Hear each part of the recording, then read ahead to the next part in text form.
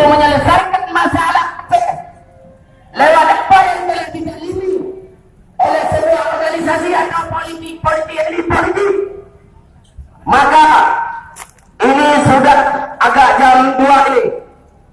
Mohon perwakilan dari pemerintahan, satu, kepada Bapak Pertahanan, Bapak Pangdam, dua, Bapak Kapolda, tiga, perwakilan rakyat Aceh, ketuanya, empat, kalau memang Pak Napahat tidak ada di tempat, maka mewakilinya segera buat pertemuan dengan koordinator tadi, karena untuk menghubungi semua ulama Aceh untuk menyelesaikan perkara Aceh ini tidak mudah-mudah, tidak sebuah satu bagi gerakan manapun kami tidak terima kecuali dari ulama. Maka kita semua sabar, taat kepada perintah atasan, karena ingin kita tentukan antara ulama dengan umara, lebih tahu yang mana halal dan yang mana haram. Kami mohon kepada Bapak Kapolda dan Bapak Pangdam agar diterima aspirasi ini.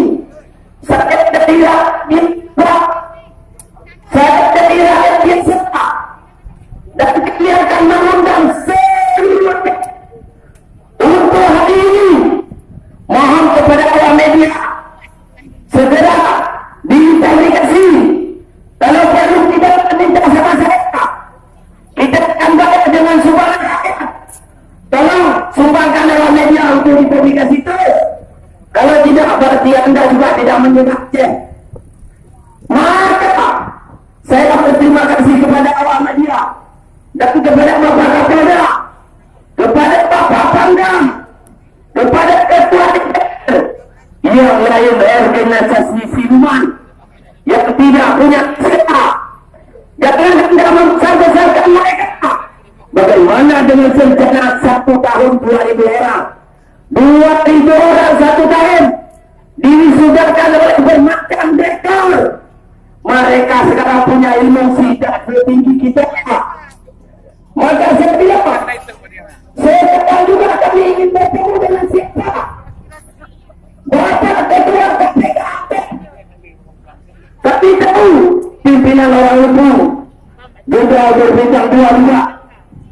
Kami minta segera tunjukkan diri supaya selesainya masalah Aceh, karena kami perlu menyelesaikan masalah Aceh dengan rakyat, tidak dengan LSM, tidak dengan kelompok-kelompok mantan ini mantan itu.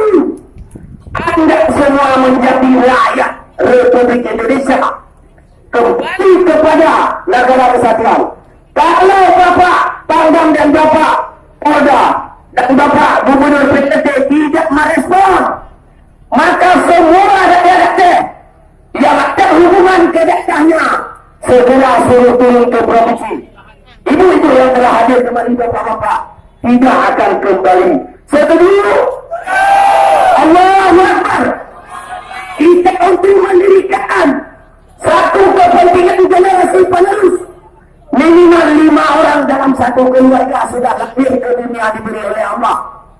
Dengan apa akan kita diri? Kalau tidak dengan ilmu agama, tidak dan berakhlak, maka hari ini karena kita masih menghargai pimpinan negara